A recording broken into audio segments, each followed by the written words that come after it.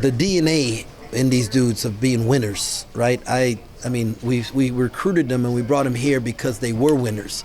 And the thing about winning in high school and at other places, it's, you have been in a situation where you're down, right? And you're in the huddle and you gotta know, hey, we can get this thing done because you've done it before, whether it's a state championship in high school or advancing in the tournament. And these guys have been there, and so they're able to talk to each other the right way and say the right things, and then just grow closer together. So just so proud of them. Did you spray water on that beautiful ceiling in the locker room?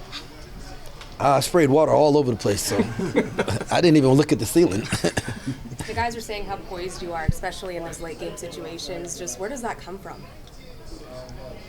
You know how we tell the guys in those situations you have to trust your work, and I got to work with a Hall of Famer and Scott Drew, and he was always so calm, and we prepare really hard. My staff does a great job of figuring out ways to attack different teams differently and what needs to be done. And if I'm going nuts, then our guys are going to go nuts. So it's incumbent on me to be the voice of reason in the huddle and to help calm them down and refocus. But they keep me calm because they're always saying the right things to each other. You guys gave this, you kind of had it won, it seemed like, a little bit at the end, and then you didn't get the basket, you didn't get you had a couple of empty trips.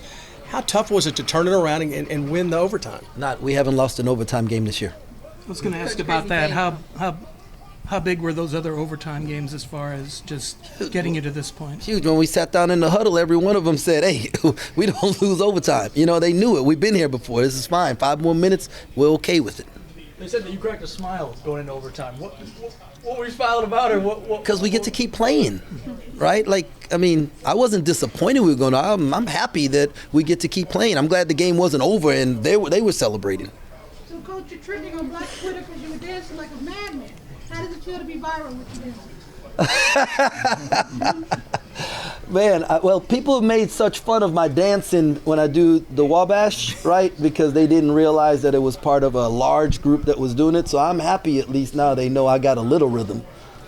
Coach Crazy Faith, it's been the motto all season long. Just Yes. How much did that play a factor tonight in keeping the guys in this game? It does. it's like there's this great belief we have in each other that when everybody says, oh, they can't do it, or no, they're not going to do this, they're not going to do that, and we just keep believing ourselves. And you're calling it crazy faith now. Early on, people were calling it crazy for even thinking. I remember at the Big 12 media when I said we're going to go to the NCAA Tournament, people thought I was crazy, right? And now you're like, oh, what great faith he had in his guys. Well, we call that crazy faith. And the two guys, this is one says out the mud, but my shirt that has the 1 and the 2, them 1 and 2-ish and Keith, they got them other dudes to come here and got them to believe.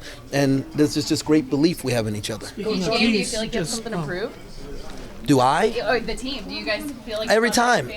We were the last round, we were the only higher seeded team that was an underdog, right? And then we were the number 1 team to get upset today, higher seed to get upset. So we love that. I hope they pick against us the next round. Coach, talk to me about Ish and his development. There was a time early in the year where he wasn't playing much, and he said maybe he was struggling with buy-in, and he gets to where he is today. How did that happen?